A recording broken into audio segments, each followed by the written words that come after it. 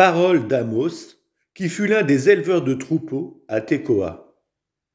Ce qu'il a vu sur Israël au temps d'Ozias, roi de Juda, et de Jéroboam, fils de Josias, roi d'Israël, 2 ans avant le tremblement de terre. Il a dit : Le Seigneur rugit depuis Sion, depuis Jérusalem il donne de la voix. Les pâturages des bergers sont désolés, le sommet du Carmel est desséché. Ainsi parle le Seigneur.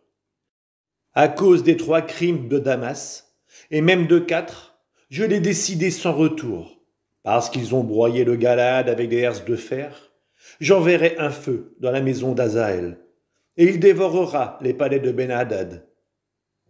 Je briserai les verrous de Damas, je supprimerai de la vallée du mal tout habitant, et de la maison d'Éden celui qui tient le sceptre. Et le peuple d'Aram sera déporté à Kir. Le Seigneur a parlé. Ainsi parle le Seigneur. À cause de 3 crimes de Gaza, et même de 4, je l'ai décidé sans retour, parce qu'ils ont mené en déportation des masses de déportés, pour les livrer à Édom, j'enverrai un feu dans la muraille de Gaza, et il dévorera ses palais. Je supprimerai d'Ashdod tout habitant, et d'Ascalon celui qui tient le sceptre. Je retournerai ma main contre Écron. Le reste des Philistins périra. Le Seigneur Dieu a parlé. Ainsi parle le Seigneur. À cause de 3 crimes de Tyr et même de 4, je l'ai décidé sans retour, parce qu'ils ont livré à Édom des masses de déportés, sans garder mémoire de l'alliance entre frères. J'enverrai un feu dans la muraille de Tyr, et il dévorera ses palais. Ainsi parle le Seigneur. À cause de 3 crimes d'Édom, et même de 4, je l'ai décidé sans retour, parce qu'il a poursuivi de l'épée son frère, étouffant sa pitié, et entretenu sans fin sa fureur, gardant à jamais sa rancune. J'enverrai un feu dans Théman, et il dévorera les palais de Bosra. Ainsi parle le Seigneur.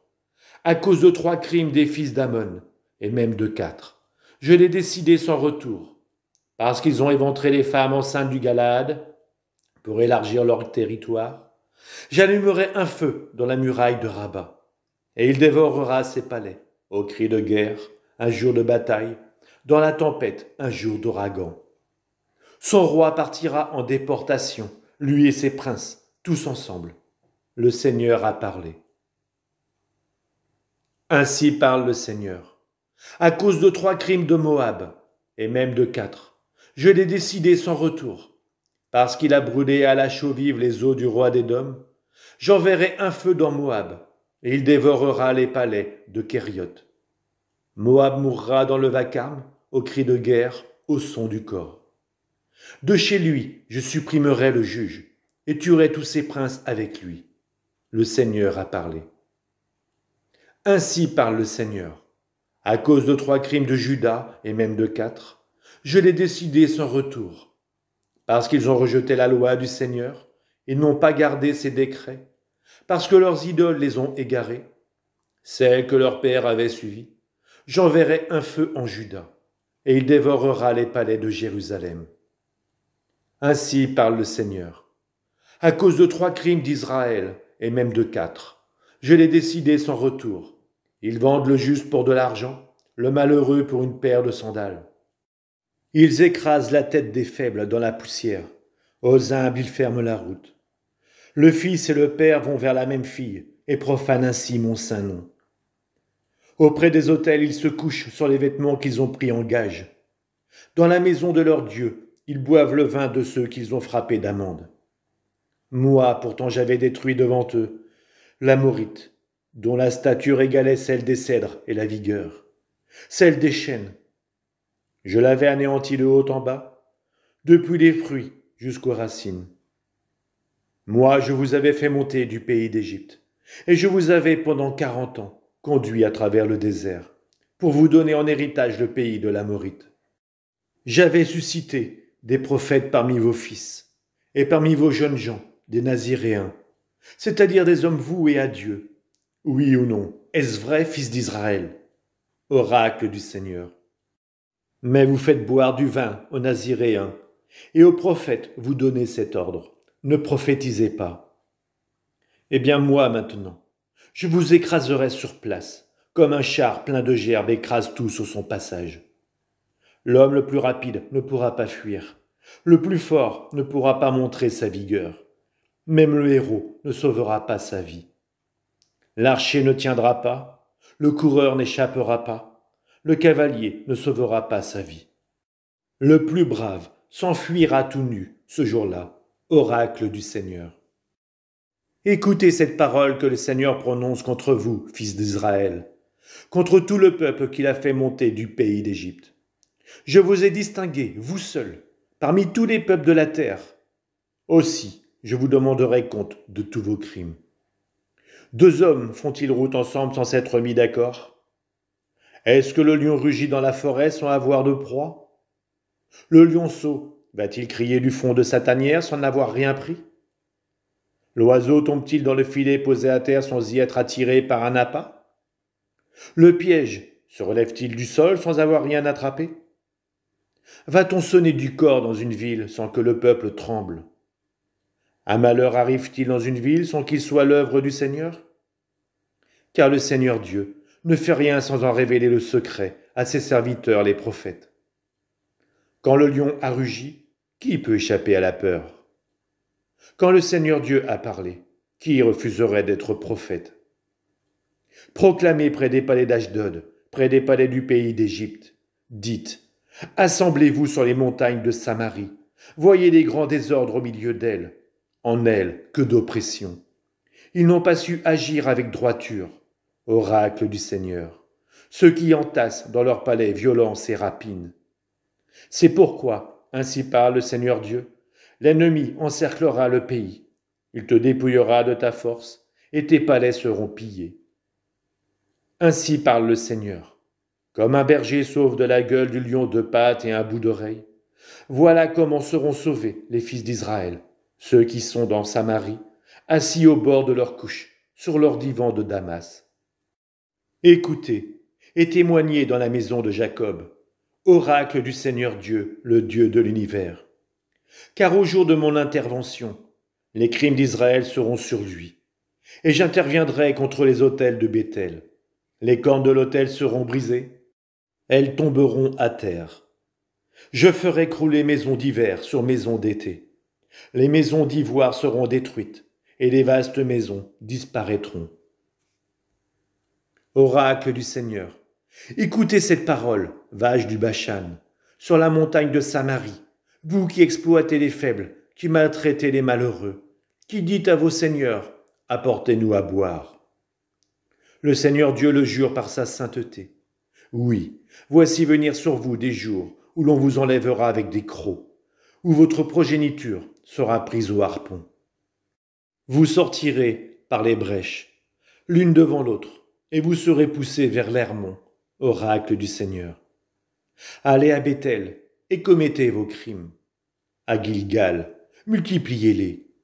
Apportez dès le matin vos sacrifices, et le 3e jour vos dîmes. Faites fumer en action de grâce du pain sans levain.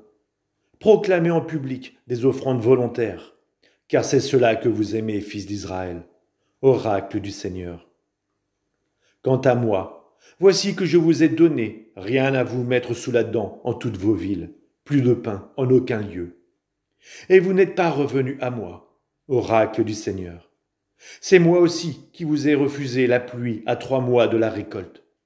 J'ai fait pleuvoir sur une ville, et sur une autre ville je n'ai pas fait pleuvoir. Une parcelle a reçu la pluie, et une autre, sans pluie, s'est desséchée. 2 ou 3 villes se traînaient vers une autre ville pour boire de l'eau, mais sans être désaltérées. Et vous n'êtes pas revenu à moi, oracle du Seigneur. J'ai frappé votre blé de rouille et de niel, et tous vos jardins et vos vignes, vos figuiers et vos oliviers. La chenille les a dévorés. Et vous n'êtes pas revenu à moi, oracle du Seigneur. J'ai jeté la peste chez vous, comme en Égypte. J'ai tué par l'épée vos jeunes gens, quand on a capturé vos chevaux. La puanteur de vos camps, je l'ai fait monter à vos narines. Et vous n'êtes pas revenu à moi, oracle du Seigneur. J'ai tout détruit chez vous, comme Dieu a détruit Sodome et Gomorrhe. Vous étiez comme un tison sauvé de l'incendie. Et vous n'êtes pas revenu à moi, oracle du Seigneur. C'est pourquoi voici comment je vais te traiter, Israël. Et puisque c'est ainsi que je vais te traiter, prépare-toi, Israël, à rencontrer ton Dieu. Car c'est lui qui façonne les montagnes et crée le vent. Il révèle aux hommes sa pensée. Il fait l'aurore et les ténèbres. Il marche sur les hauteurs de la terre. Son nom est le Seigneur, Dieu de l'univers. Écoutez cette parole que je profère contre vous, une lamentation, maison d'Israël. Elle est tombée, la Vierge d'Israël. Elle ne se relèvera plus. Elle est abandonnée sur sa terre, sans personne qui la relève. Car ainsi parle le Seigneur Dieu. La ville d'où sortait 1 000 000 d'hommes n'en aura plus qu'une centaine. Et celle d'où sortait une centaine n'en aura plus que 10 pour la maison d'Israël. Car ainsi parle le Seigneur à la maison d'Israël. Cherchez-moi, et vous vivrez. Mais ne cherchez pas à Béthel, n'entrez pas à Gilgal, ne passez pas à Beersheba, car Gilgal sera entièrement déporté, et Béthel réduit à néant. Cherchez le Seigneur, et vous vivrez. De peur qu'il ne tombe comme le feu sur la maison de Joseph, un feu qui dévore, et personne à Béthel pour l'éteindre. On change le droit en poison, on jette à terre la justice. L'auteur des Pléiades et d'Orion, qui change en matin l'ombre de la mort et rend le jour obscur comme la nuit, qui convoque les eaux de la mer et les répand à la surface de la terre, son nom est le Seigneur. Sur le puissant, il déchaîne la dévastation, et la dévastation arrive sur la citadelle. Au tribunal, on déteste celui qui réprimande, et l'homme intègre dans sa parole, on le hait. C'est pourquoi, vous qui avez pressuré le faible, et prélevé sur lui un tribut de blé, les maisons que vous avez bâties en pierre de taille, vous n'y habiterez pas. Les vignes esquises que vous avez plantées, vous n'en boirez pas le vin. Oui, je connais vos nombreux crimes, vos énormes péchés, oppresseurs du juste, preneurs de pots de vin. Au tribunal, les malheureux sont écartés. C'est pourquoi, en ce temps-ci, l'homme avisé se tait, car c'est un temps de malheur. Cherchez le bien et non le mal, afin de vivre. Ainsi, le Seigneur Dieu de l'univers sera avec vous, comme vous le déclarez. Détestez le mal, aimez le bien, faites régner le droit au tribunal. Peut-être alors le Seigneur Dieu de l'univers fera-t-il grâce à ceux qui restent d'Israël. C'est pourquoi, ainsi parle le Seigneur, le Dieu de l'univers, mon Seigneur. Sur toutes les places, on fera des lamentations. Dans toutes les rues, on dira « Hélas, hélas !» On convoquera le paysan au deuil et aux lamentations les pleureurs. Dans toutes les vignes, on fera des lamentations, car je passerai au milieu de toi. Le Seigneur a parlé. Malheur à ceux qui aspirent au jour du Seigneur. Que sera-t-il pour vous le jour du Seigneur? Jour de ténèbres et non de lumière. C'est comme un homme qui fuit devant un lion et qui tombe sur un ours. Il arrive à la maison, il pose la main sur le mur, et le serpent le mord. Ainsi sera-t-il ténèbres le jour du Seigneur, et non lumière. Obscur, sans aucune clarté. Je déteste, je méprise vos fêtes. Je n'ai aucun goût pour vos assemblées. Quand vous me présentez des holocaustes et des offrandes, je ne les accueille pas. Vos sacrifices de bêtes grasses, je ne les regarde même pas. Éloignez de moi le tapage de vos cantiques, que je n'entende pas la musique de vos harpes. Mais que le droit jaillisse comme une source, la justice comme un torrent qui ne tarit jamais. Des sacrifices et des offrandes, m'en avez-vous apporté pendant 40 ans au désert, maison d'Israël? Vous portiez les statues de Sikout, votre roi, et de Kiyum, avec l'étoile de vos dieux que vous aviez fabriquées. Je vous déporterai au-delà de Damas. Le Seigneur a parlé, son nom est Dieu de l'univers. Malheur à ceux qui vivent bien tranquilles dans Sion, et à ceux qui se croient en sécurité sur la montagne de Samarie, ces notables de la première des nations, vers qui se rend la maison d'Israël. Passez par Calné et voyez. De là, partez pour Hamath, la grande, puis descendez à Gath des Philistins. Ces villes sont-elles les meilleures des royaumes, leur territoire plus grand que votre territoire? En croyant repousser le jour du malheur, vous rapprochez le règne de la violence. Couchez sur des lits d'ivoire, vautrés sur leur divan, ils mangent les agneaux du troupeau, les veaux les plus tendres de l'étable. Ils improvisent au son de la harpe, ils inventent, comme David, des instruments de musique. Ils boivent le vin à même les amphores, ils se frottent avec des parfums de luxe, mais ils ne se tourmentent guère du désastre d'Israël. C'est pourquoi maintenant ils vont être déportés. Ils seront les premiers des déportés, et la bande des vautrés n'existera plus. Le Seigneur Dieu le jure par lui-même, oracle du Seigneur Dieu de l'univers. Moi, j'ai en horreur l'orgueil de Jacob, et je déteste ses palais. Aussi, je livrerai la ville et ce qu'elle renferme. Et s'il reste 10 hommes dans une seule maison, ils mourront. Un par an, celui qui sortira les ossements hors de la maison pour les brûler, dira à celui qui est au fond de la maison, « Y en a-t-il encore avec toi ?»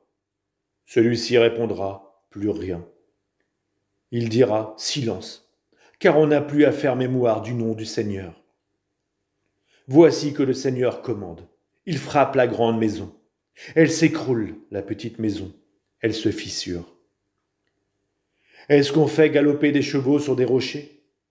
Est-ce qu'on laboure la mer avec des bœufs, pour que vous changiez le droit en venin et le fruit de la justice en poison?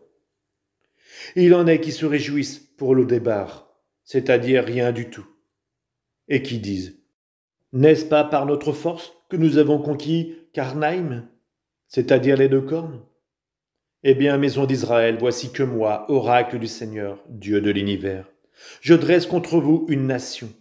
Elle vous opprimera depuis l'entrée de Hamath jusqu'au torrent de la Haraba. Le Seigneur Dieu me donna cette vision. Voici qu'il formait des sauterelles au temps où le regain commence à pousser. Le regain après la fenaison pour le roi. Comme elle achevait de dévorer l'herbe du pays, je dis, Seigneur Dieu, je t'en prie, pardonne. Jacob est si petit, qui le relèverait? Le Seigneur s'en repentit. Cela n'arrivera pas, dit le Seigneur. Il me donna cette vision. Voici que le Seigneur se tenait sur un rempart monté d'aplomb. Il avait en main un fil à plomb. Le Seigneur me dit, « Que vois-tu, Amos ?» Je répondis, « Un fil à plomb. » Le Seigneur me dit, « Voici que je tiens le fil à plomb au milieu de mon peuple Israël. J'en ai fini de passer outre en sa faveur. Les lieux sacrés d'Isaac seront dévastés, et les sanctuaires d'Israël rasés. Je me dresserai avec l'épée contre la maison de Jéroboam. » Amazias, le prêtre de Béthel, envoya dire à Jéroboam, roi d'Israël, « Amos prêche la révolte contre toi, en plein royaume d'Israël. Le pays ne peut plus supporter tous ces discours, car voici ce que dit Amos. Le roi Jéroboam périra par l'épée, et Israël sera déporté loin de sa terre. » Puis Amazias dit à Amos, « Toi, le voyant, va-t'en d'ici, fuis au pays de Juda. C'est là-bas que tu pourras gagner ta vie en faisant ton métier de prophète. Mais ici, à Béthel, arrête de prophétiser, car c'est un sanctuaire royal, un temple du royaume. » Amos répondit à Amazias, « Je n'étais pas prophète ni fils de prophète, j'étais bouvier, et je soignais les sycomores. Mais le Seigneur m'a saisi quand j'étais derrière le troupeau, et c'est lui qui m'a dit, « Va, tu seras prophète pour mon peuple Israël. » Écoute maintenant la parole du Seigneur, toi qui me dis ne prophétise pas contre Israël, ne parle pas contre la maison d'Isaac. Eh bien voici ce que le Seigneur a dit. Ta femme devra se prostituer en pleine ville.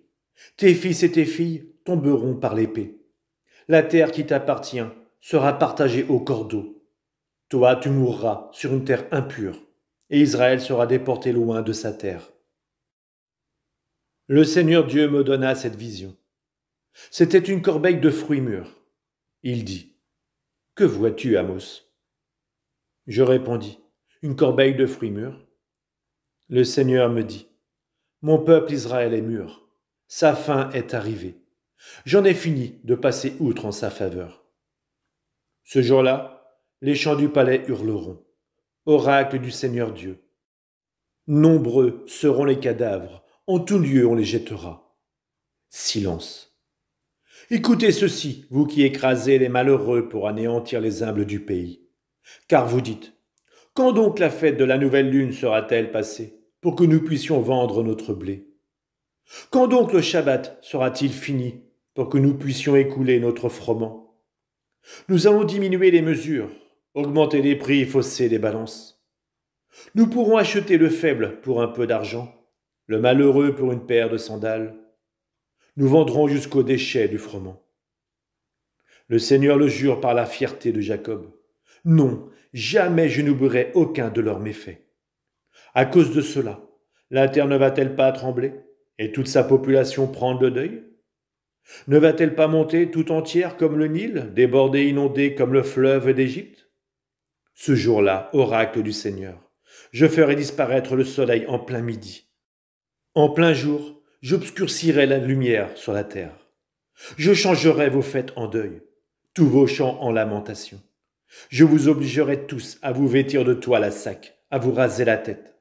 Je mettrai ce pays en deuil comme pour un fils unique, et dans la suite des jours, il connaîtra l'amertume. Voici venir des jours, oracle du Seigneur Dieu, où j'enverrai la famine sur la terre.